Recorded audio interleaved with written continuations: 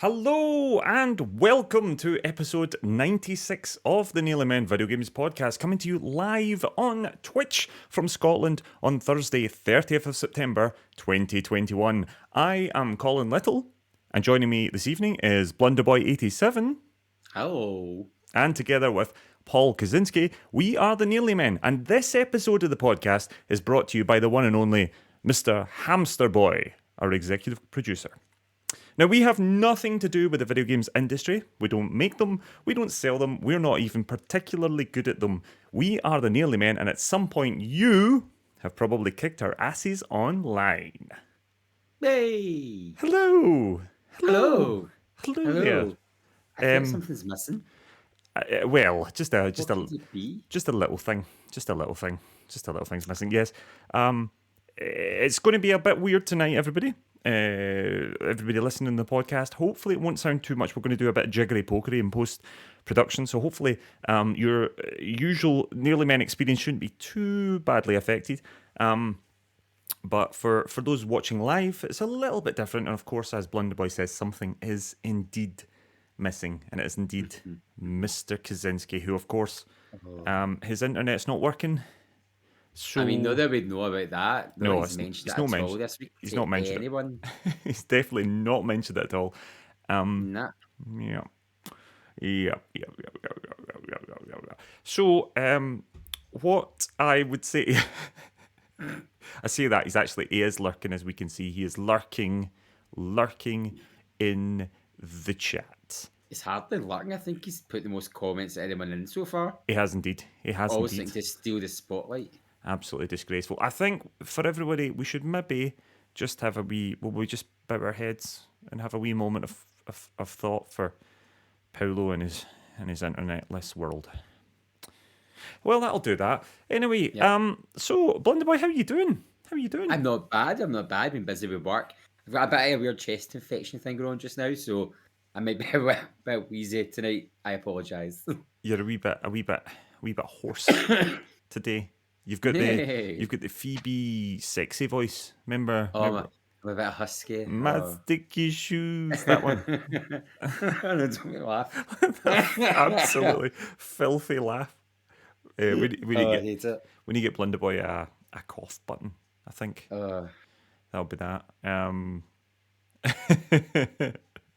Oh, that's right. Actually, I've just seen. Listen, it's the podcast. We don't pay a lot of attention to live chat, but I did see Mr. Kozinski just commenting as dun dun dun dun dun. So maybe we could do that. We could do dun dun dun dun dun dun. Kozinski is dead.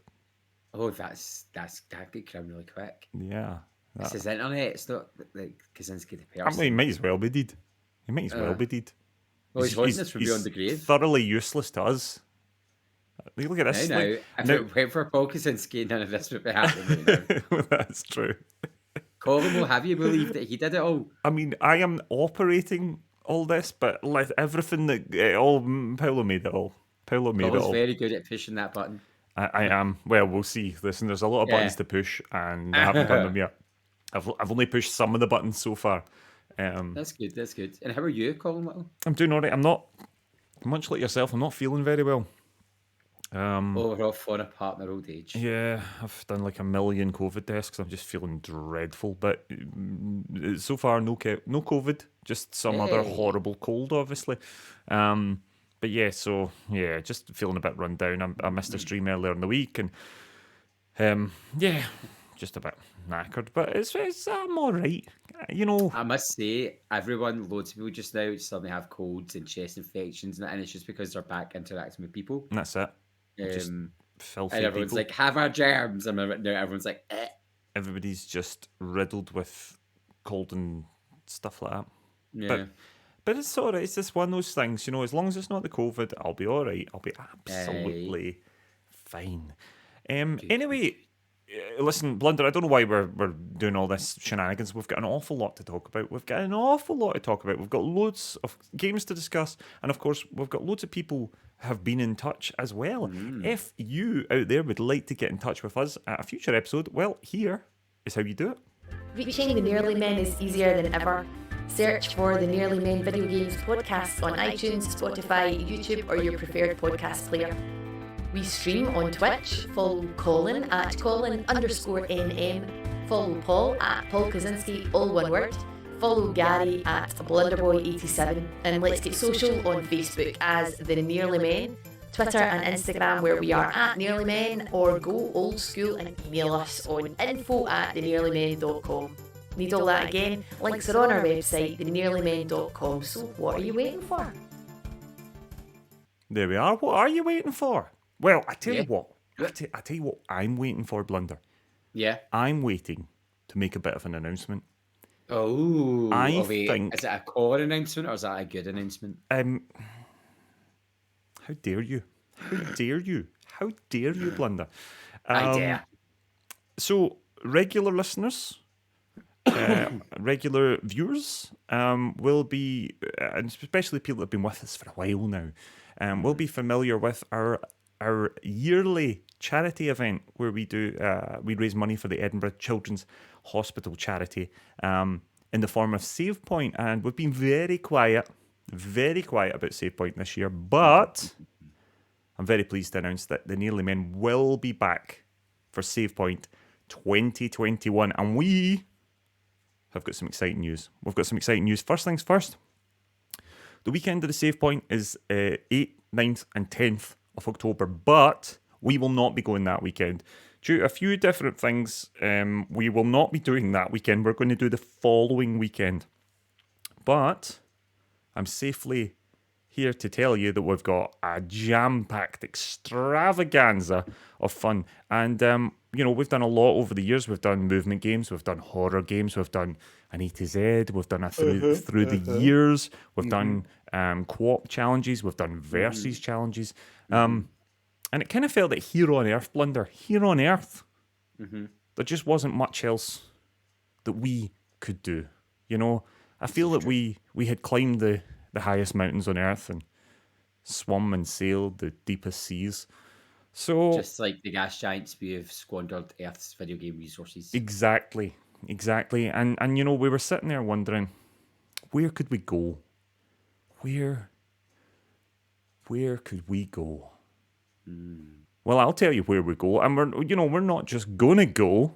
We are gonna boldly go. Save Point 2021. The Nearly Men are going to boldly go. We're going to do 24 hours of sci-fi video games. Video games. That's exciting. So, we'll get the poster out there on the socials, so all you people listening on the podcast, we'll see that. But there's a live exclusive for all our viewers right now, and there's a lovely poster here that's been made up where we've gone a bit retro.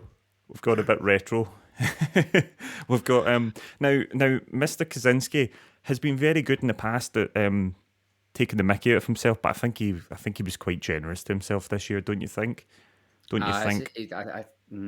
We've got an original Star Trek, the original television series poster here mocked up, and of course Mr. Kozinski. The role that everybody wanted, Mr. Kozinski decided to put himself in that gold shirt, made himself Captain Kirk. Disgusting. Yep. Actually, it's alarming how well he suits that Shatner hairdo. I think I did quite well actually. It could have been worse. I'm donning the pointed ears of Leonard Nimoy. I am Mr. Spock. That bowl cut fringe, actually, it's a bit odd. I mean, you do look like a bit like a Hobbit extra, but yeah, no, you oddly suit it. Yep. I mean, I do actually see Yuzi in the chat saying, "How did Paolo get Kirk? Anyone who's worked with Colin knows his performance style is closest to Shatner." Isn't it just? I know that's an insult, Yuzi, but I'm taking it as a compliment. And finally, right up the back with a genuinely bewildering look on your face. As Bones McCoy himself, we have our very own Blunder Boy. I'm still unsure how when Paul said give me a sci-fi face, that's what I came up with. Yeah. So anyway, so that's that. So I'm going to do 24 hours of sci-fi video games. So, you're going to see all sorts of stuff. I mean, the sort of stuff you expect. We're definitely going to do some No Man's Sky. We're going to do some Star Wars Squadrons. There might well be some Old Republic, maybe. Oh my gosh, I remember when Squadrons last time. I was so bad at it. Yeah, I well, remember we were playing people. There's like people like at level 150, and I was like, I don't even know the buttons, and I get blown up. well, indeed. So we'll be doing that. We'll be doing maybe Destiny will appear. We'll try and mix up. So there's plenty of stuff that will be us, the Nearly Men, playing together. But we're also going to certainly open up games, things like Squadrons, for instance, where we can definitely get the community involved. And funnily enough, I do see Daybreak in the chat saying Among Us. Well, Daybreak, Among Us is definitely sci-fi, and I'm sure Among Us will appear at some point as well. So I think we're going to have an awful lot of fun. So what you need to know, Saturday, 16th of October, 2021, it's a 7 p.m. start. So rather than do it starting on a Friday like we usually do, this a week after. So we've still got, how long we got? We've got just under 3 weeks.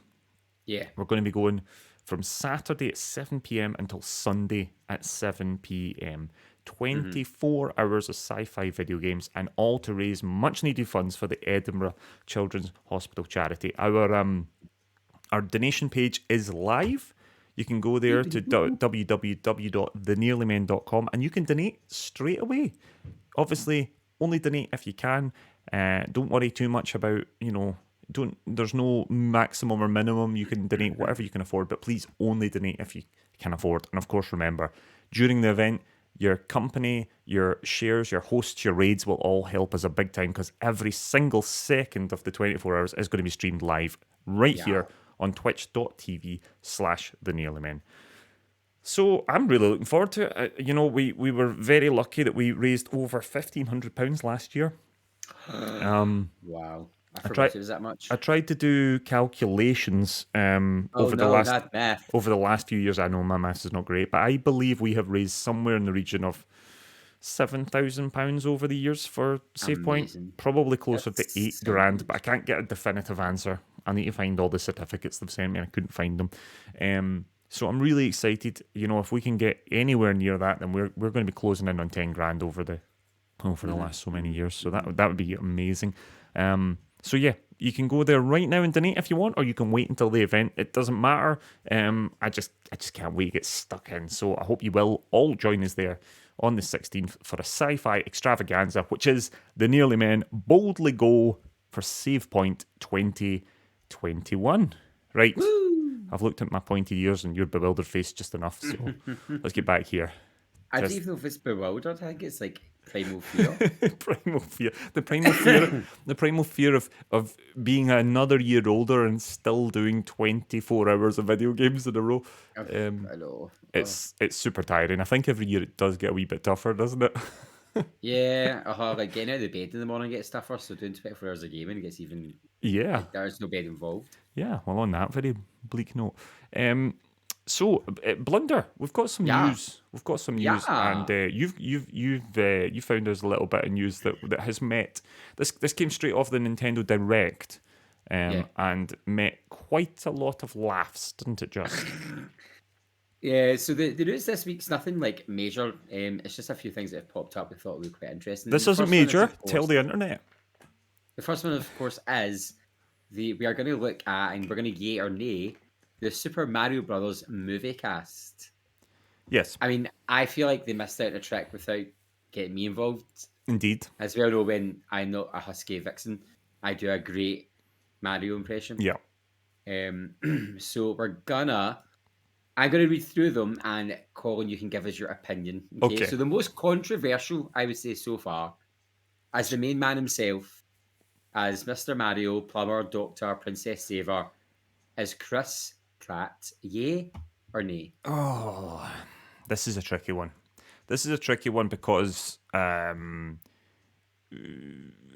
it's kind of difficult to separate Chris Pratt, the performer, from possibly what Chris Pratt is and represent. Because Chris Pratt himself's never really drawn himself into the sort of issues that hang around very much. He sort of like kind of ignores it a little bit, but of course he's quite a controversial character. I I find him quite a likable screen presence, but pretty much everything I hear. I like him on screen, Yeah. but as a person, I think he lives up to his surname.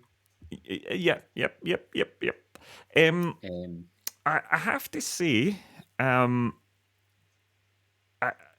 saw somebody put a very interesting point on, and they were correct. Can you imagine an entire film of the actual Mario voice actor doing that Mario voice for the entire film? It would be very full on. It's super kind of like stereotypical, cliched Italian voice he has, right? If he did a whole, and I'm assuming that there's not a chance that Chris Pratt's going to be doing that. So I kind of understand why they went. I don't know whether. Do you know what I'm envisioning instead?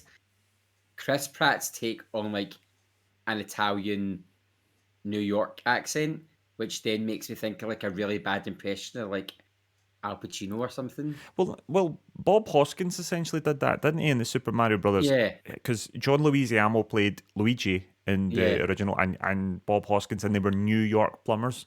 So I love that film, by the way, just before anyone slides it in chat. It's properly bonkers. I assume it will be like that. And, you know, as much as his politics, I almost certainly probably don't agree. Although, again, this is all sort of perceived stuff, and Chris Pratt never really admits, because I think if he did properly admit his politics, it would probably cost him a lot of money. Yeah. Do you know, I can't get mad about it, really. He's a big star. I like him as Star-Lord in the Marvel's films. I like him. I like his character in Jurassic World as well. Like the character he plays there. I just find him an odd choice for Mario, because Mario's like your dad. He's like an old fat plumber.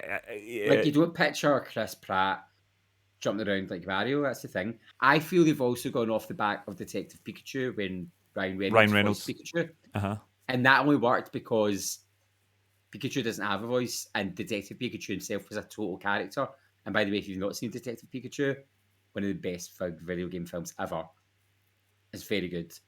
But I feel like they're trying to go that way again, and I'm just kind of like, yeah. I do see, certainly people in the chat, it's certainly there's a lot of folk with divided opinions of him. I think that's the case. I think that's absolutely the case. But he did aim it in Lego Movie. Yeah, I do see people saying that. But it was just himself. Yeah. It was just a typical Chris Pratt character. We don't really want, I don't want Chris Pratt doing Mario. Chris Pratt. It needs to be a performance. And it seems a bit odd, because it is animated. I think they could have gone with, they could have got a video games voice actor to do it, Yeah. Imagine they got Troy Baker. Can you imagine just this old grizzled Mario? I'd love that. Anyway, Mario's seen some stuff. It's alright. Next up is Charlie Day as Luigi.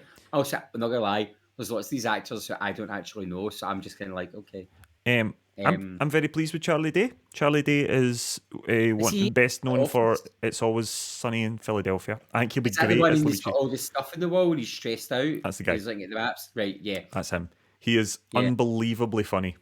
I think he was also in, what's that film with Jennifer Aniston and Jason Bateman and all that, where they're trying Horrible Bosses. I think. Oh, he was. Oh my god, he's so good in that. I think he was in one of them. He's in both of them actually. He's very funny. He's a very funny actor. I think he might actually be pretty good as Luigi. And then I think if you are going with Luigi at that sort of age, then you probably should have Chris Pratt. So maybe they are slightly younger in the thing. Sorry. Next up, and I don't know this person at all. Anya Taylor-Joy is Princess Peach. Yes. Oh God, what was she in again? I looked a number of the cast up to try and double check who everybody was, and for the life of me, I can't remember what she was in. She was in that awful witch film. Oh my gosh! Right. Oh. Yes. And I think she's also in the chess thing, The Queen's Gambit. Yes. She's great. I thought she was very good in that. I think she'll be. Darko, I'm looking at. She's in a pink dress with blonde hair. I'm like, she looks like. I would like to see Princess Peach getting the sort of service that Pixar and people like that do for female characters. Princess Peach, although she's better served in the video games now than she ever was. Historically, never had much to do apart from being a damsel in distress. So I'm quite excited to see that. And actually, Anna Taylor-Joy's character in the Queen's Gambit's quite scrappy, quite feisty. So yeah, it seems pretty good casting to me, I think. Yeah, cool. The next one up made me laugh. So when I first heard of the film, I'd missed it was animated, so I was picturing all these people in costumes. And the next one up is Bowser's Jack Black, and the picture of Jack Black in a Bowser cosplay had me got myself laughing until I found out it was animated, and I was like, okay. That one I'm kind of on board with. I can kind of see him pulling off Bowser quite well. Yeah, I mean, it will be a bit bonkers. He is the right sort of person to pull it off, although I would possibly quite like Bowser to be a bit less. I hope he sort of...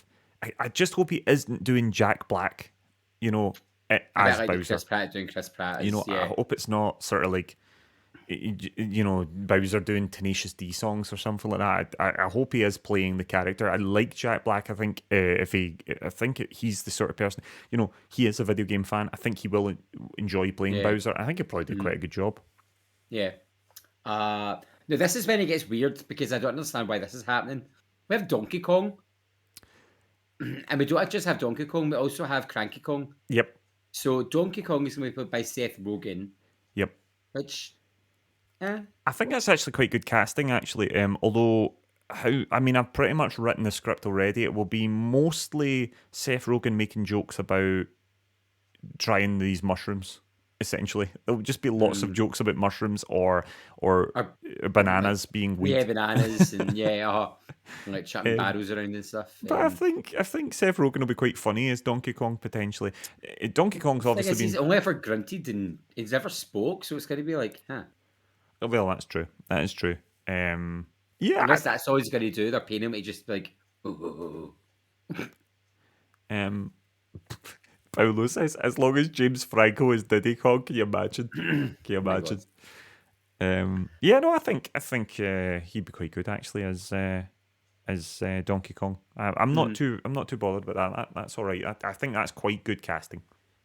And then they've got Fred Armisen as Cranky Kong. So Cranky Kong is actually meant to be the original Kong from the original Mario game. Yes, but apparently it's not actually Mario who's in the original Donkey Kong. What? Apparently it's not Mario. He's a different plumber. Jumpman. That's exactly who he is. I don't believe that for a minute, because then what was the point in putting Roberta in Super Mario Odyssey with the big thank you Mario level? I don't know. It might have changed. It might have changed, but that certainly was the case at the time. I think he'll be quite good as Cranky Kong. I did think. I'd be interested to see why the Kongs are in it. That's what I'm interested in. Probably because a 90-minute movie about Mario, when essentially all Mario does is jump and hit things with his head, is going to be quite a lot. True. And the last one, the other two, there's 3 more characters. I'm going to bore about 2 others. They seem better than. But we have, and everyone on Twitter seemed excited by this, Keegan Michael Key as Toad. Yeah, I think he'll be great. I think he'll be absolutely brilliant. Again, he's been loads of stuff. This is where we're really missing Paolo, because Paolo would tell you who, he's the big movie fan of the Nearly Men. He'd be able to tell us who everybody was, but these are all familiar faces, and yes. I feel like with him as well, Toad's going to get a bit of a level up as a character, so he's clearly going to be a bit more important than, oh no, your princess is in another castle. Yeah, indeed. And we've seen that with the Toads. They've kind of had a bit more to do in games. I wonder if Toad will be a sort of donkey to Shrek style character. A kind of... rather than making Luigi the sidekick, I think Toad will be a sidekick probably. Yeah, it feels very much it's going to be Super Mario Brothers. It's going to be them as the main guy. And not just like Mario will Luigi tagging along. Mm-hmm. But so it'll be interesting to see how it goes. Yeah, it sounds great. Well, I don't know if it sounds great, but it sounds all right. It sounds something. It sounds like something. Yeah. It sounds like a movie's being made. Indeed. But But I must say, after on the coattails of Detective Pikachu, which I thought was an amazing film, I Never went seen in it. dubious and then was like, this is amazing. I'm kind of like, I've got a wee bit of faith in it. Just a wee bit. And let's just hope, once again, Yoshi turns up and is a Velociraptor. Yes, we can but hope. We can. Yeah, we Well, can. Chris Pratt will be very well positioned. Yeah, it's Clicker. If Yoshi is a Velociraptor. Yeah. But that's it for the Mario cast. Nice one. So we're not going to mention an awful lot about this. No, just funny, this next bit. Konami have had a bit of a problem. Konami have been having problems for quite a while. Oh, Konami, rip, man. And this seems to be a bit of an issue. Yes. I guess another nail in the coffin. Konami have released their, I guess, sort of spiritual successor to Pro Evolution Soccer. Rather than making a Pro Evolution Soccer, they launched a game called eFootball. eFootball 2021, I think it's called. Is that right? And in a day, it has become the lowest rated game on Steam ever. It has released an astonishing array of screen grabs of the game just looking awful. I saw one where Cristiano Ronaldo was like his body was like articulated into a set of stairs. It was like bent in all sorts of ways that a human body shouldn't bend. Of course, there's a lot of fun issues about the way Leo Messi looks in the game. One of the most recognisable faces in world football, and he looks bizarre, particularly around his eyes. It looks like you've sort of got like a weird Lionel Messi lookalike and then stuck some googly eyes right in his head. And he apparently was actually... So what happened was originally Pro Evo didn't scan people, I don't think, or they hadn't been scanning people. They'd been building them in-game. They were actually scanning big names for him. So they actually scanned Messi to use his rights for the game. Must have cost them a fortune. And well, now everyone's calling him Messi. You know why? It looks so weird. Ronaldo, again, one of the most recognisable faces in world football, and he looks horrific. So much so, I don't know if you ever saw the hilarious statue in Lisbon Airport of Cristiano Ronaldo. It looks like the head from Art Attack. Did they scan that by accident? And if they couldn't get the man, they just went to there and like, that'll do. That looks like I'm scanning that. It's close enough. Well, a lot of folk are now saying on Twitter, they're like, well, just if you thought this was bad, wait till you see this. Clearly, that artist is psychic and predicted the future. Like, we gave that artist a really hard time, but I mean, geez, look what Konami did. It's really bad. It's been a good 24/40 hours for Konami again. Oh God, it doesn't look good. Anyway, you need to check it out, folks. Have a look online. You should see the other guy. Indeed. Pretty grim. We did also get some exciting news. Listeners of the podcast will, of course, know I am a big fan of Stranded Deep. I haven't played it for a while, but they snuck out. Beam Team Games snuck out a little update the other day, and they have introduced 2-player co-op to Stranded Deep. And, you know, it's a funny thing because it wasn't something I was particularly keen on. I kind of liked the solitary experience of Stranded Deep, but there's no denying it will be an awful lot easier to try and kill those bosses, which I've never been able to do if I was playing with 2 people. And I'm quite excited to see what sort of nonsense you can get up to with 2 people, you know? So that's quite exciting. Would that be something that might drag you back into Stranded Deep, Blunder Boy? I guess, because as I said before, I like those like survivor games for like the first 4 hours, and then I'm like, I'm bored now. I have no one to play with. Yeah. And that's just I quite like games like that socially. Mm-hmm. Some games that are like really story-driven games, I'm like, that's just a me thing. But kind of open world build it things, I'm always like, I want people to play with. Yeah, absolutely. I think it could be an awful lot of fun. And it's just a game that I adored. I adored, and I really do want to get back into. Actually, funnily enough, I think the lovely unauthorized Cinnamon, who's reasonably new to the community, only been here a few months, but Cinnamon's been listening back to all the podcasts, like all of them. And that's dedication or madness. And Cinnamon was saying the other day, like, I'm really gutted that I missed the Stranded Deep era. And I went, well, just you wait, it's coming back. It's coming back. So yeah, that's quite exciting. I'm quite quite keen to look forward to it. It'd be worth giving it a shot. I mean, who knows? I know it was a bit. I do see Yuzi saying there as well. It was a bit dodgy on the PC. Yeah. The co-op's been in the PC for a while, so this is obviously a console update. Hopefully the tweaks. Certainly the console launches have always seemed to be a wee bit more. How would you put it? Like together. Yeah, a bit more, because I think there was a lot of things that were quite rough on the PC version that were a bit more streamlined, for better or for worse, on the console. So who knows? Who knows? But that sounds quite exciting. Now Blunder. Yes. We do not have any Cozy's crumbs.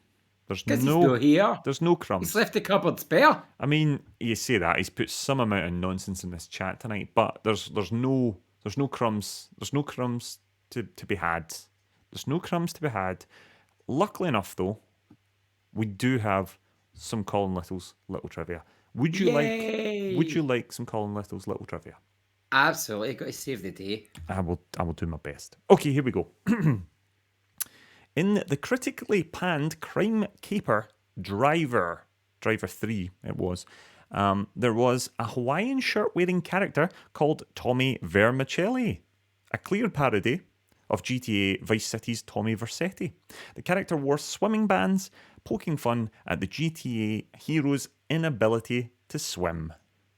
Did you ever? I remember seeing him. I can't remember where I saw him, but you saw him with armbands on. I never played the original Driver and hated it because you get by that blinking starter mission where they're trying to teach you to drive a car. Well, I think Driver 3 one where you could actually get out of the car, but it was like really rubbish when you did get out of the car and all you wanted to do was get back in the car. Stuck up pedestrian. There we go. I love the fact that the Driver were trying to swing at the big boy and just didn't really do very much. I know. It's like, okay, sure. Here's one for you. StarCraft.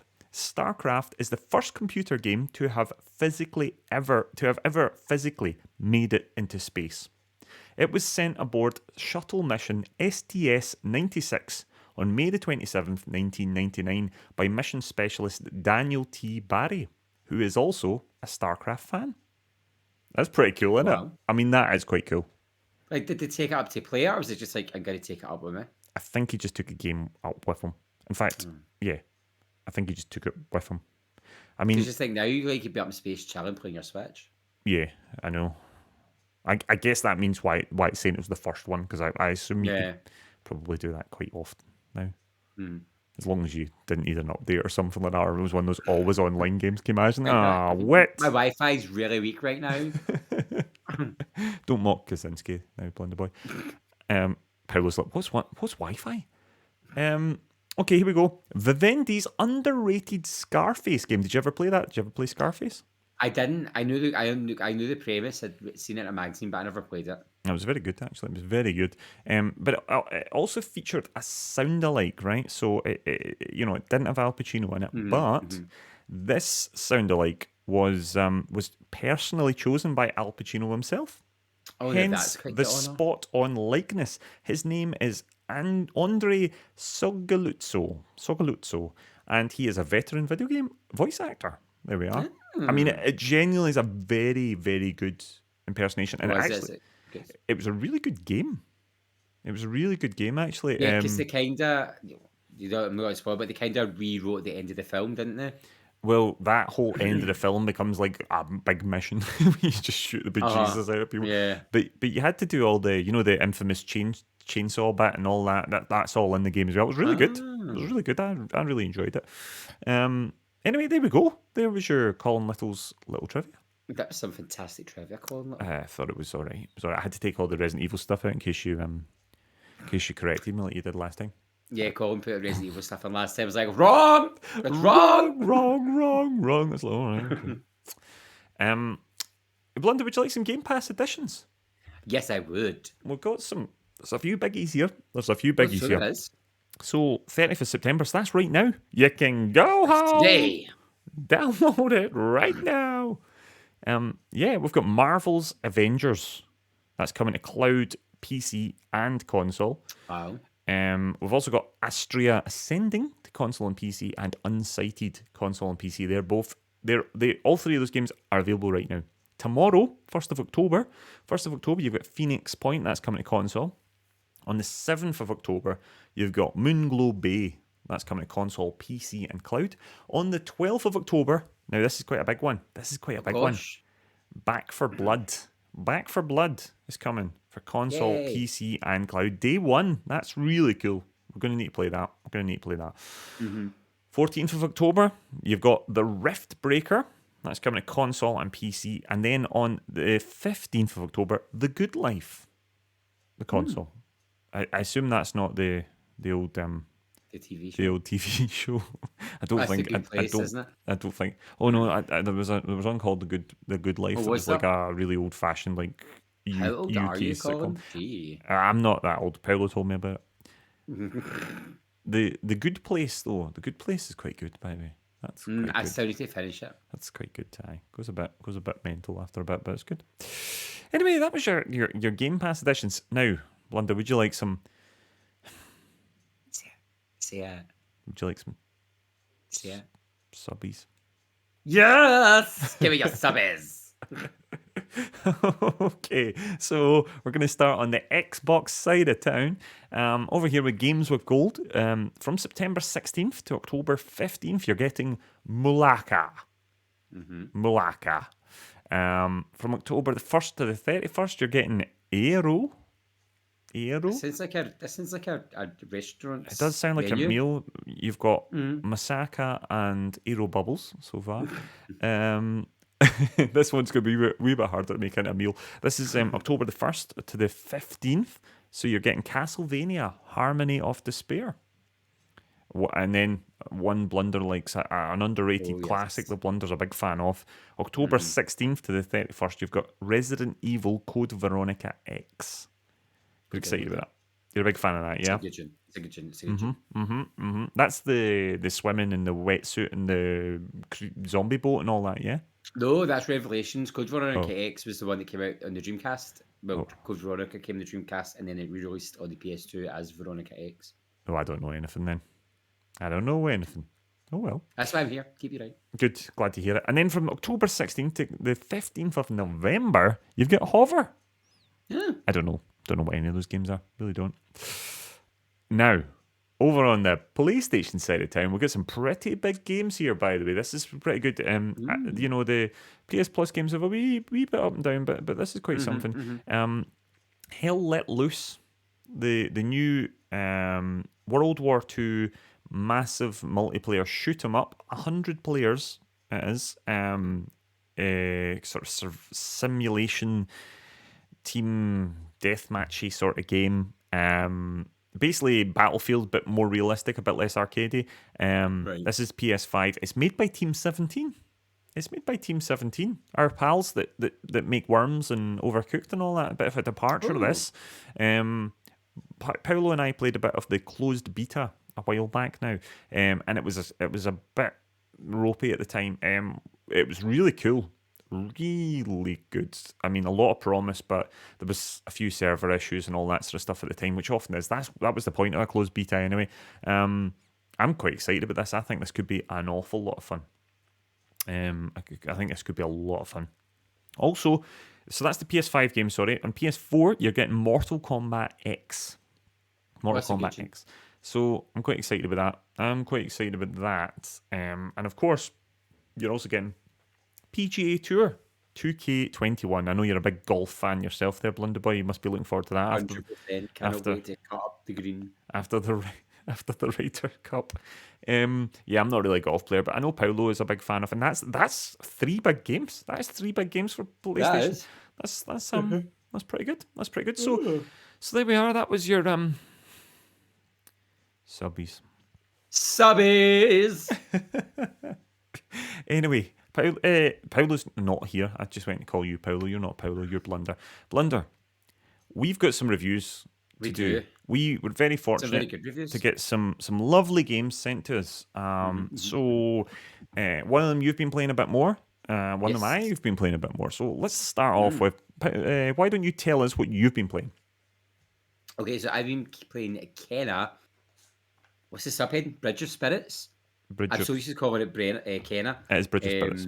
Bridge of Spirits. And it is gorgeous. So this is the one, if you remember when we watched the PlayStation Showcase a few months ago, as soon as the trailer happened, I was like, that game looks amazing. And it is. It's not quite what I expected in the sense that it's really hard. Yeah. Like, it's really difficult at times if you don't get like the combat down properly. And basically, it's kind of like PlayStation's answer to The Legend of Zelda. You are Kenna, and she is what do they call her? A spirit guardian, a spirit guide, and She's a spirit guide. Spirit guide. I It's was it's playing one it of those the sort other of day. things.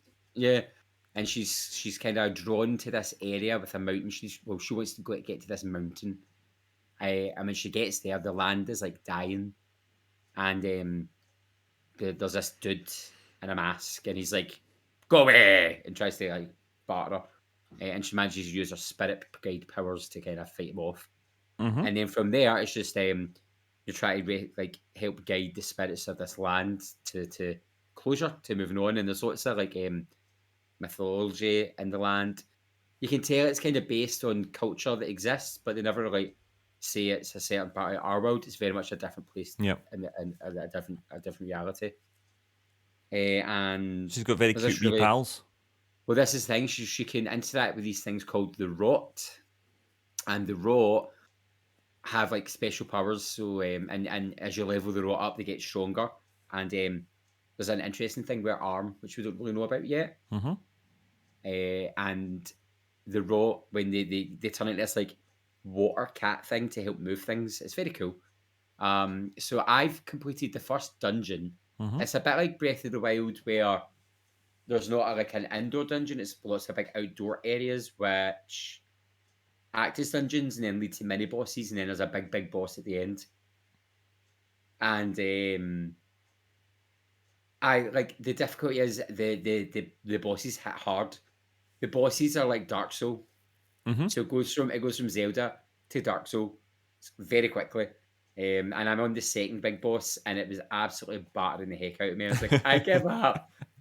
And then when I looked up on what I was to do, I was like, okay, that makes sense, but it's still really difficult. So it's all about timing. It's all about reading the combat and the cues for when to dodge. So in that sense, it is very Dark Soulsy. Yep. And as you go on, you develop new powers. You get new weapons. So like you can eventually get a bow and arrow, and then like bombs and stuff. So in that aspect, it's very much like Zelda. That is very Zelda. Yeah. It's gorgeous looking. All the areas are so varied and so different. It's never boring, and it's great exploring the environments. They're so beautiful. And you can find chests which have little hats for your Rot to wear. So that we all wear these cute little hats. What else? And there's side quests as well. So you, the main village, Don't tell all Kozinski that. The houses are locked, and you've got to find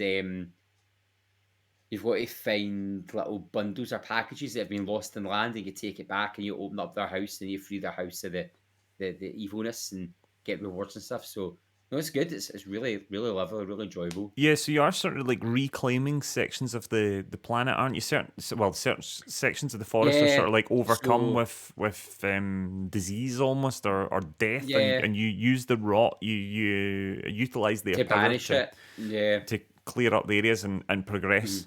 And you can use them in battle, but when you first start a fight, they're scared and they hide, and you've got to build up courage points. And which is a really cool mechanic. I really like that.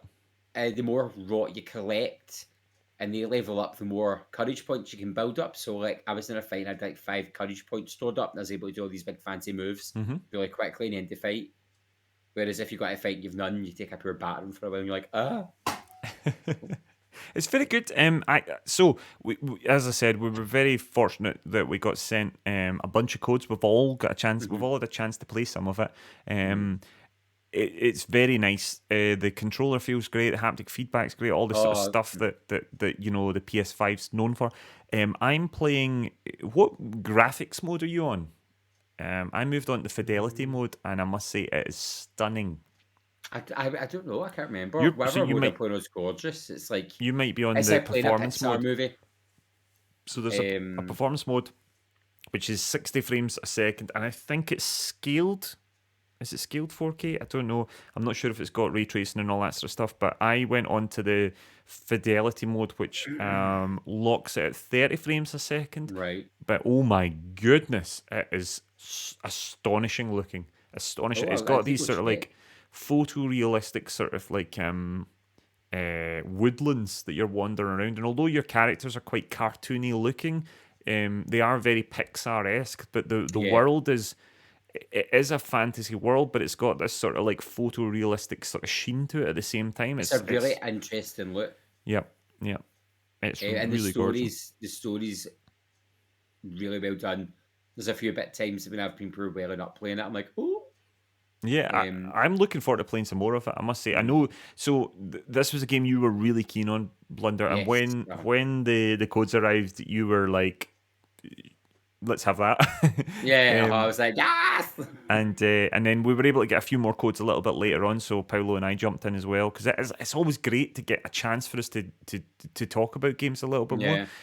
I like the combat. The combat is interesting because it's got a sort of Souls-like sort of feeling to it. It's not as full-on as Souls, although I know that there is a bit of a step up in difficulty, especially in the bosses and things like that. There's a blinking parry system, and I'm dreadful at it. So I just like rolling about. I'm dreadful at parrying, and I'm like, ah.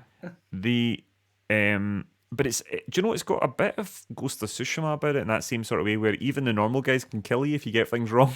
Oh yeah, I've had my butt kicked by the normal guys numerous times, and I'm like, so embarrassing. Let's just pretend it didn't happen. Yeah, you don't get a chance to just like just like, it's not as though you're just like slicing your way through everywhere until you get to the mini boss, and then it's a bit difficult. And there's no way to heal apart from in certain battles as flowers, but to use the flower, you need your rot to be courageous to use it, do it for you. So there's no like health kits or healing items. So if you take damage, you're damaged until the end of the fight. It's really interesting because it's got this cutesy kind of like look to it. It does look cutesy. The rot are obviously very cute, despite the fact they're called rot, which isn't a cute name. But the game's got it's got a bit of an edge to it as well. It's dark. It's actually really dark. I'm pretty impressed with it.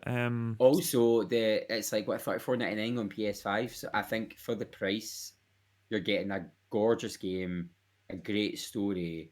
Like it's a total tick in every aspect for me. Yeah. It's been fantastic so far. It's really lovely. Apart from this damn boss that he's battering me, I'm like, no, leave me alone. But yeah, so that's Kenna, or are you calling it Kenna or Kena? I've seen Kenna. I might say Kenna myself. Anyway, Kenna, Bridge of Spirits, and that's by Ember Lab. It's really great. It's really good. You should check it out. I dare say we might. I mean, Blunderboy might stream it at some point if given half a chance. Yeah.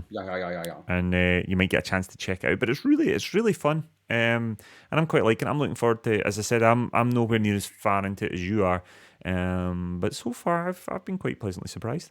I'll tell you what I have been playing. We were very fortunate again to be given a lovely code for Death Stranding Director's Cut, and for a couple of reasons. Mainly because you were busy and Paolo had no internet, and we were meant to be podcasting last weekend and couldn't do it. So I thought, well, I'll use this as an excuse to grab a hold of that code to Death Stranding. And so you're the only one who hadn't played it? Well, I hadn't played it at all. So I decided to stream it because we received the code before it released over here. So I was like, it's always nice when we get a chance to stream a game before it's actually out and give folk a chance to check it out. I wasn't sure how I was going to like this. It's not a game that really, appealed to me in a grand scheme of ways. I've never really played any Kojima games to any great level. They just don't really say a lot to me. I've never really played. I've played a bit of various Metal Gear Solid games, and they've never really grabbed me. What? Nah. I thought you'd love the Metal Gear games. Yeah, they've just never really grabbed me. I love the Metal Gear games. They're so good. So it was a bit like, but I, a couple of years. Well, last year. Was it last year or the year before? It was the year before. Death Stranding was a big game for both you and Paolo, and it came super close to being our game of the year. Or did it become our game of the year? I think it maybe was our game of the year in the end, just because of the way that the scorings worked. So I knew you guys were big fans of it, and I thought, well, I really should give it a go. And I have to say, still early days. I'm probably 7 or 8 hours into the game, but it's pretty good, isn't it? I mean, it is pretty good. I really, I mean, it's a couple of things, right? So, the director's cut is the game, is the original game. There's not any particular DLC, but there is new stuff added in. There's racing and a couple of other things. Nothing, no major story additions. There's just little stuff that sort of adds to it. But actually, what there is just an added level of sheen to it. The DualSense is utilised brilliantly, obviously with adaptive triggers and with the haptic feedback and with the inbuilt speaker and all that sort of stuff, which just utilises the sort of radios and stuff really brilliantly. The noise of your BB crying and all that coming out your speaker, and having to use your controller to settle it down and all that is really interesting. But I have to say, it is genuinely stunning on PS5. The environments, which even on PS4 it looked gorgeous, but the PS5 looks amazing. The haptic feedback. See, when you're wading through the water, there's quite a lot of wading through water. You can feel the water rushing past you in your controller. It's really cool. The story's bonkers. I'm quite enjoying the mental cameos from various folk. Any game that's got Matt Mikkelsen in it wins it for me. I have to say, I think Norman Reedus so far has been absolutely brilliant. As Sam Porter Bridges. Sam Porter Bridges. Something like that. Sam. It's got a very husky voice. It's a really good sort of performance from Norman Reedus, and I'm just really enjoying it right now. I mean, it is essentially just like being an Amazon or a Hermes delivery man, essentially in the wilds. I made a mistake at one point. I loaded up my pack. I went and there's these sort of mule guys. There's these mules, and I went and gave them a battering, and basically took everything I could, like literally everything I could carry, and then I had to slump my way miles. It took me forever, but I was like, I'm not making 2 trips. I was just trudging along for an absolute eternity, and then I was looking. You're like, I'll make it. I finally saw my destination, and it's like I was sitting there going, "Geez, that's going to take me about 32 minutes." The way that and it literally did. It took me so long to achieve my mission, but it's just so enjoyable. It's not a game that you really like should be enjoyable. I mean, you're just carrying heavy things and just walking, and there is a lot more to it, but like, see, when you get to the tarmac, yeah, you're gonna lose your life to being a road layer. Like, that was my favorite thing, making roads. I built a bridge. I enjoyed that. I was very proud of my bridge. And I had a real close run-in with some BTs. Something horrific happened, and this horrible sort of whale creature ended up coming out of the ground and nearly swallowed me whole. And it's just the attention to detail. I was absolutely manky. You know, there's this sort of like over. It seems to constantly want me to have a shower in the game, right? But then after that, I was absolutely mock it, right? It was all over my face, this sort of like black, sort of like oily stuff. And I was like, I guess that's going to be all over me until I have a shower or it rains. I'm going to need to... Well, actually, I can't let the rain touch me, actually. The rain turns you into an old person, so I can't let the rain touch me. Sorry. He's still... Mr. Kozinski's still going mental in the chat. I see him saying, I've had a few run-ins with BT recently and all. I'm not talking about... That's not that BT, it's BTs. Jeez, Paolo and his internet. I believe he's getting his internet back soon, so this morning we'll finish soon. I have to say, it's very, very good. I am really liking it. I'm not 100% sure whether if you had bought it on if you'd already played the game and you had to buy it full price for PS5 or whatever. But as far as I'm aware, the upgrade to $5. it's like a $5. It's absolutely worth that if you want to play that game again. It looks astonishing, and it really is one of these games. It's a bit weird because there's a fair level of criticism for the PS5 at the moment where like, I don't want to have a PS5 just to play PS4 games on it, and I kind of get that. I do get that, but if you are going to play a PS4 game on it, this is one of the PS4 games you definitely want to play on it because it's gorgeous. It really is gorgeous, and I have to say, I really am liking it. I did not. I didn't know if I was going to be that impressed with it, but I have to say I have been impressed quite quite a lot so far, and it's just really nicely done. It's just really nicely done. I still haven't got a Scooby what's actually going on, but yeah, it's lovely. What are your thoughts on it? I mean, I know you loved the game. I did. It was an unexpected love. I said that before it came live. Like when I got it just as like, no, but let's see what it's like. And then I was like, I'm in love with this game. And it's a game I'd go back to and play again. I don't know if I'm going to rush out and get the director's cut to the PS5 because my PS4 version is in disc. Mm-hmm. So I just need to buy the whole game again. So I might wait for it to go on sale. Mm-hmm. And I mean, the first version went on sale really quick. Just saying. So I think I'll definitely be adding it to the library eventually, and I'll really enjoy revisiting the storyline. Because it was really good. It was a bit absolutely bonkers, as you say. By the time you get to the end, you're going to be like, what? But then it makes sense. And you're like, oh, okay. It's the typical Kojima style of the story. Takes you in a loop-de-loop, and 10 minutes before it finishes, you're like, don't know what's going on here. And then in 10 minutes, you're like, I see. He clearly is a bit bonkers, right? But in the most brilliant way ever. Yeah. And I have to say, because I've never really got his games, right? They've never really been my thing. I've always been sort of like aware of how respected he is. I've always, liked his sort of ethos with stuff and his sort of like... He's so passionate, you can see that, but you feel it when you play his games. There's so much attention to detail and love put into them. Yeah, and that's the thing. This is the first time where I've actually just went, "Wow, believe the hype. He really is that good. He really is that good." I mean, it's crazy, and the amount of thought he's put into it. Clearly, yeah. I was very impressed with it, I must say. Good.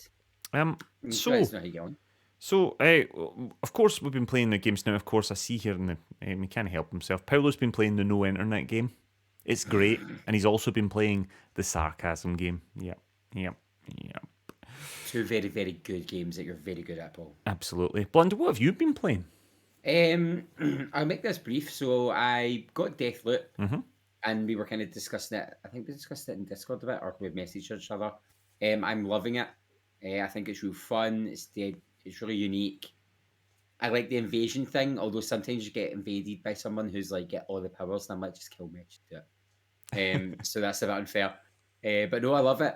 I've done a couple of cycles and done I ticked off a few things that needed to be done, but I've taken a wee break from it, so I'm dead busy just out in the real world, and I don't want to be playing it and not fully paying attention to it.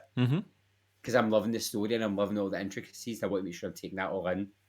I also started playing Tales of Arise, which is just Japanese role-playing game to the extreme. It's got an amazing like pop song introduction. It's got a girl who pulls a flaming sword out her chest, a guy with amnesia and an iron mask. It's absolute craziness.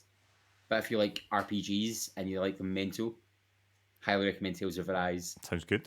And then because I've just been looking to play a game but nothing I need to like learn, I've been playing the Final Fantasy VIII remaster on my PS5, and that's just nice because I know it, and it's quite nice to revisit a game I love so much and just blast through it with like infinity health and punching things in the face really hard. Excellent. I'm like, oh, remember when you beat me when I was 12? We'll eat a fist. Have some of this. Fabulous. And a bit of Dead by Daylight, but that's nothing new. Yeah. So I also have been playing Deathloop, and I have to say it is really good. I mean, it really It really is really good, isn't it, Blunder? I mean, this is a game that came out. It was getting 10s and 9s and all over the shop. Folk calling it a masterpiece, and it's one of those games where you're like, oh, can it be that good? I mean, it really is that good. It's so good. So good. It feels like so. It's like it's when I was playing it, I'm like, it's like what's the first games that I liked? The one with the guy with the magic powers and the bones. Dishonored. It's like Dishonored. It's almost to me feels like a parallel universe Dishonored. Because it's so similar, but it's so much more polished. Yeah, absolutely. So what it is essentially is Arcane Studios. This is Arcane Leon, who've made Deathloop, and Arcane obviously made the Prey games. I never really played Prey, but Prey is a game that played the new Prey. They did, made the new Prey. Yeah, did very well done. It did very well reviews wise. Very interesting mechanics and the sort of way it works. They also make very good story. Dishonored, and Dishonored 1 is a great game. I really like Dishonored 1. Dishonored 2, however, is utterly fabulous. The level design, the mechanics that they use in Dishonored is just astonishing. And you're absolutely right. What they've essentially done is then Deathloop's like a sort of spiritual successor, I guess. It's not a sequel in any way to Dishonored. It's not. But what it does do is it uses various mechanics that you will be familiar. I mean, they're all sort of like they've got a sort of twist or whatever, but essentially, you know, the blink mechanic is famous from the Dishonored games. That's of course in Deathloop. There's various different mechanics that you will sort of know if you've played the Dishonored games. But don't worry if you haven't. If you're just jumping into Deathloop, you know, you'll just learn them and fall in love with them in this. It follows this sort of time loop, which of course games like Returnal and things like that are used, where you basically it encourages you to explore and to experiment and to try things out, and basically each time you either die mid loop or get to the end of the loop and restart, certain bits of knowledge that you have learned will stay with you. Also, as the game goes on, you're able to keep items that you might want as well from various things. There's a special way that you work out how to do that, and that's really cool as well. That mechanic's great. You can't just go, oh, I love this amazing thing, I'm going to keep that forever. You have to, you know, you have to earn the ability to keep it. You need to you get this stuff called residuum, which is a sort of consumable, I guess, that you gain through the loop. But obviously, much like your souls in Dark Souls, you can lose them, and you do not you can't stack them. For instance, if you die and you don't get back to them and pick them back up, you lose it. Obviously, if you don't spend it all by the end of the loop, then you lose it and you have to rebuild it up as well. And there's certain mechanics or certain areas of the game that you will potentially get more. But obviously that can come with its own risk and reward. The sort of madness and experimentation of it's absolutely fabulous. And you're right, the invasion mechanic, which is purely optional. You will be invaded. The basic story, you're Colt, you have to try and break the loop. There's this loop, you have to try and break the loop by killing the 8 visionaries that are in the game. One of those visionaries is called Juliana, and her job is to try and kill you and defend the loop. Juliana will, of course, come looking for you throughout the course of the loop, and you have to potentially fight her off and kill her, or she'll kill you. Now, Juliana can either be controlled by the computer, or she can be controlled by another player who will invade your game and come after you. This is entirely optional. You can turn that off, and you can just have Juliana. You can have it as a purely single player experience. Yeah. Do you know the difference as well between the AI and the player? Generally, just by the way they move, as far as I was aware, no? So, if she invades at the start, it's a player. But if she invades halfway through the level, it's the computer. I didn't know that. So, players can only invade when you first enter an area. Okay, that's cool. Well, I have to say, I've been really enjoying it. I thought I would be getting my ass handed to me by players. I have only been killed by one player, Juliana. I have killed multiple ones, and I've got on stream. I got a couple of really good kills as well. Like people are like, "Oh my goodness, Colin's actually quite good at this game." And it's like, "I'll never last." The one who killed me must have had a slab that makes you go invisible, and then just kept one shot me from behind, and I was like, "There is an invisible slab. There is a slab that can make you invisible. But if you kill them, you get to take that slab back. You just need just need turrets. You just need to get yourself lots of turrets on your side. I've got a gun that when you shoot at least poison gas in the air, so that's quite good as well. Might run into that. Oh, it's such a fun game though, and it is one of those ones. I felt Returnal was very much like that as well. It's one of those ones where I've got to try one more. One more lip, one more quarter today. It's really good. It's really good, and I can't wait till I get to the stage where I've kind of got all the knowledge and I'm starting to work out how to finish the game. Because essentially, what you need to do is kill them all in one loop. But actually, you're going to have 8 of them and only 4 slots. Yeah, so you're going to have to work out a way of how you can get to multiple visionaries at the same time. You're going to have to try and find a way to orchestrate to get them all together, or maybe bend time. I don't know. I'm probably at the sort of halfway point of the game, I guess. That kind of feels where I am. I think the most I've managed to kill was 4 visionaries in one loop. Nice. And so I'm kind of intrigued to see where it'll go. But oh god, it's such a good game. It's really good. Yeah. Because I would go play after this now. Well, there we go. Aside from that, a couple of things. I have, of course, been playing Sea of Thieves. Season 4 of Sea of Thieves is launched, and we're now going under the sea. Blunder Boy, you get to go into the siren shrines and siren treasuries. I think you'd like it. I have to say, I think you'd like it, Blunder.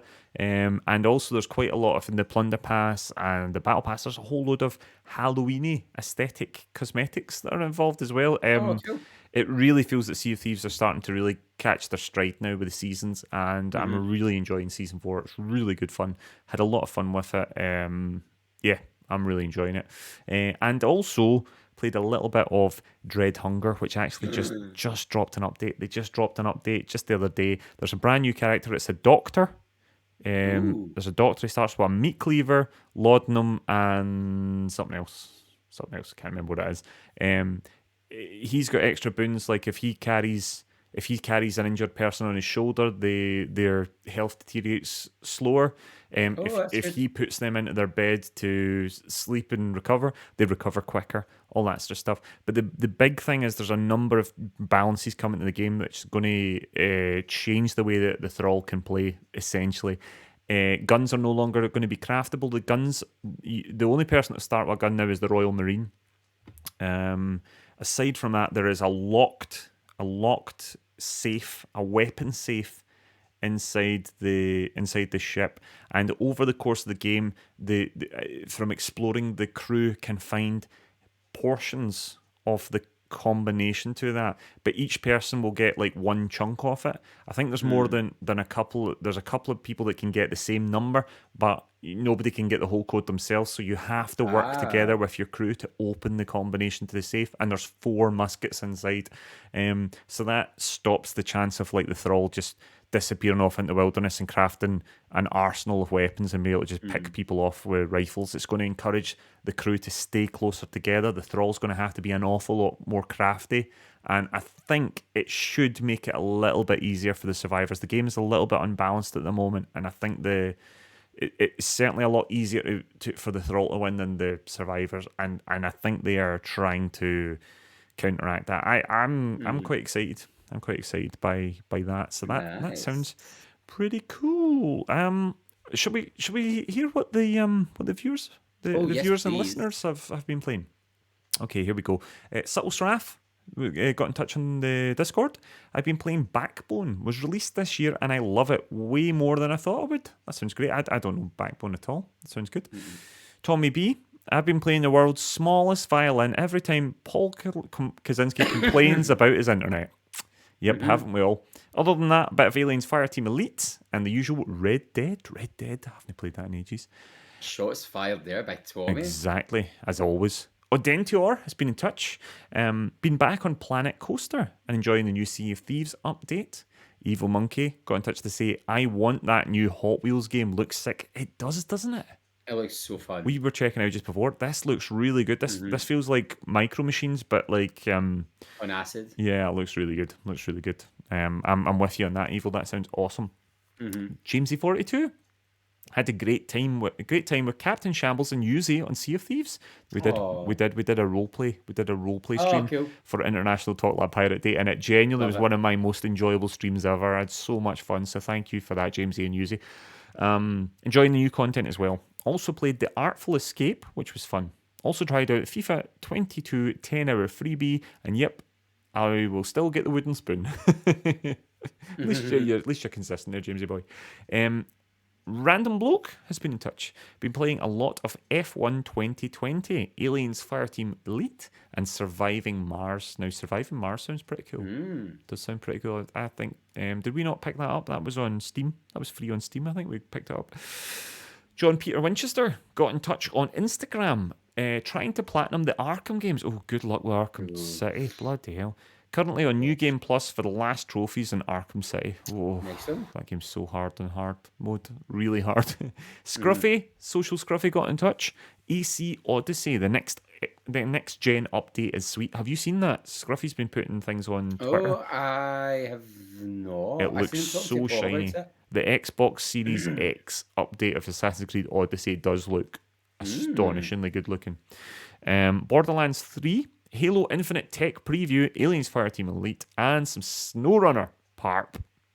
That was just a little sound effect there from Scruffy, who's been playing the hard mode of SnowRunner.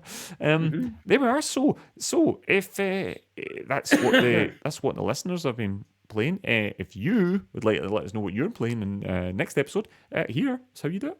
We'd love to hear from you. Find us on Facebook as The Nearly Men, Twitter and Instagram, where we are at Nearly Men, or email info@thenearlymen.com. There we go. So, time's marching on. We can't even really blame Kozinski, although he keeps commenting in the chat, holding us up. Let's go through some new releases. We've got a few things coming. So here we go. The Last Friend. That is coming. That's today. That's out today, the 30th of September. That's coming to Switch, PS4, Xbox One, and PC. Also today, we've got Demon's Skin for PS4, Xbox One, and Switch. Life is Strange, the remastered collection. Oh, don't tell Sherry Bobbins. That is also out today. That's out today. I'm probably going to need to buy her that. Astria Ascending. Astria Ascending is also out on the 30th. A whole raft of games out on the 30th. This is PC, PS4, PS5, Xbox One, Xbox Series X, and Switch. Hot Wheels Unleashed. That's out today. I didn't know that was out today. I'm going to go download it after the stream. Oh my god. That's out on everything. PC, PS4, PS5, Xbox One, Xbox Series X, and the Switch. That's out today. Tomorrow, the 1st of October, FIFA 22 is out. That's out PC, PS4, PS5, Xbox One, and Xbox Series X.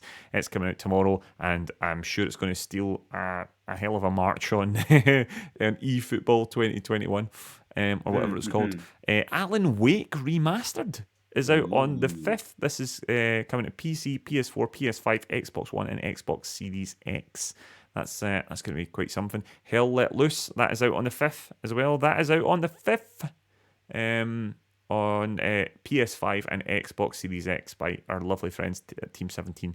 Super Monkey Ball Banana Mania, that is out on the 5th of October. I actually watched Andrew from Arcade Glasgow stream this last night. They got sent a code of it from Sega. Nice. They've got good pals at Sega, and Andrew was playing it, seemed to be having an awful lot of fun. I could not tell you what was going on, but Andrew seemed to be having a lot of fun with it. That's PC, PS4, PS5, Xbox One, Xbox Series X, and on Switch.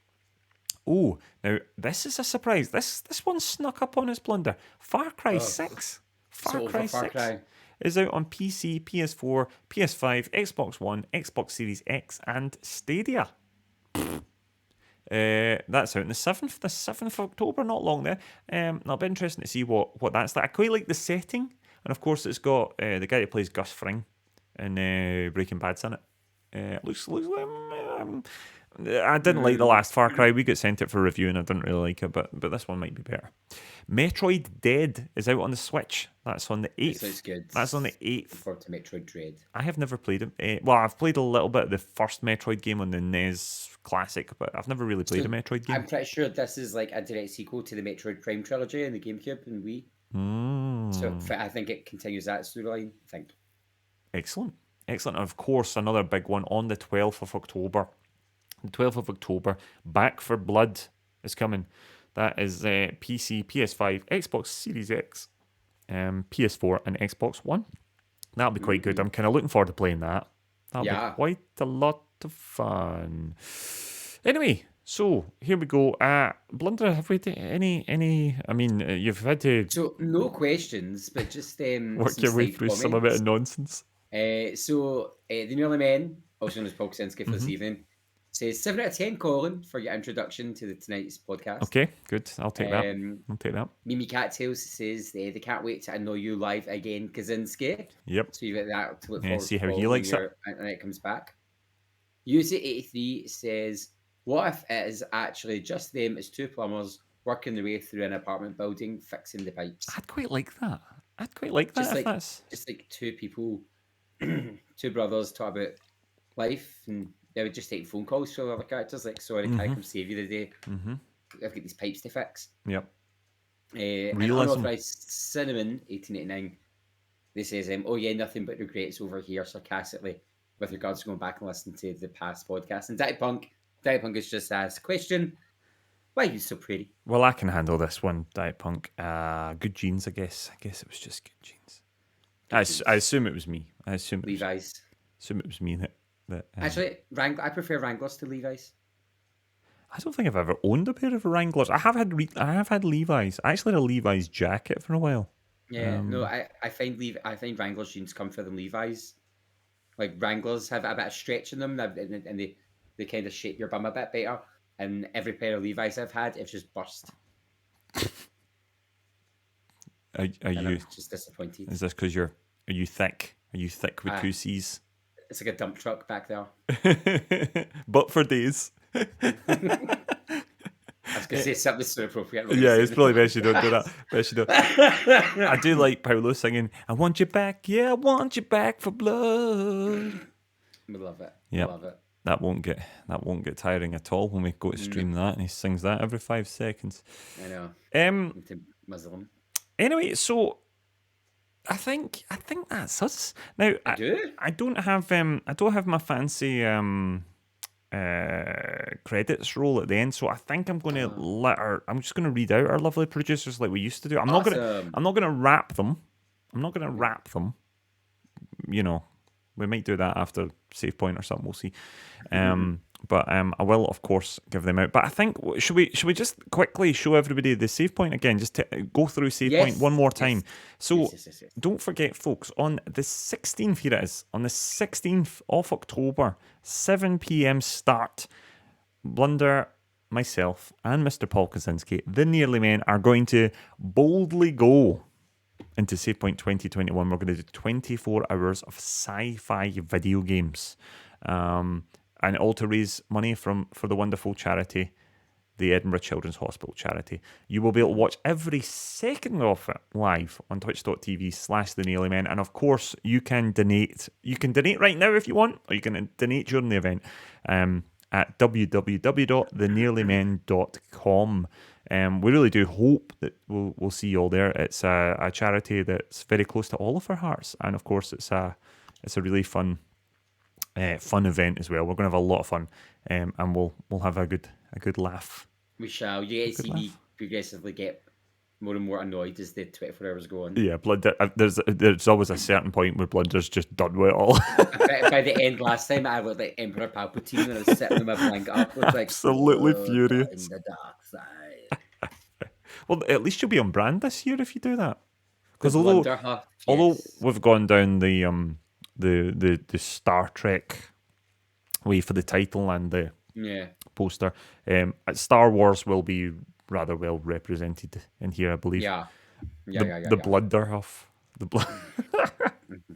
Unbelievable. Anyway, so let me just read out these lovely producers. And remember, if you sub to the channel here on the podcast, then not only do you get some lovely emotes and ad-free viewing and all that sort of stuff, but you also become a producer on the podcast, and you're actually helping to support the podcast, just like these wonderful producers do. We, of course, have Original Steven, Daybreak 1591, Hezabeam, Tanuki Wookie, Diet Punk, Sherry Bobbins 09, Social Scruffy, Thraxar, Racturian, Jobrias, Alnubist, Unauthorized Cinnamon 1889, Dancing Toaster, Ride or Die, Linsmar 404, and Nappuccino, Mr. Producer. And of course, we the next step up, we have, of course, our executive producer, Mr. Hamster Boy.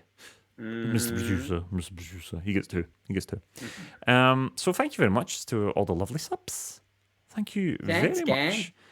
Blunder, have you got any upcoming streams? You got anything coming?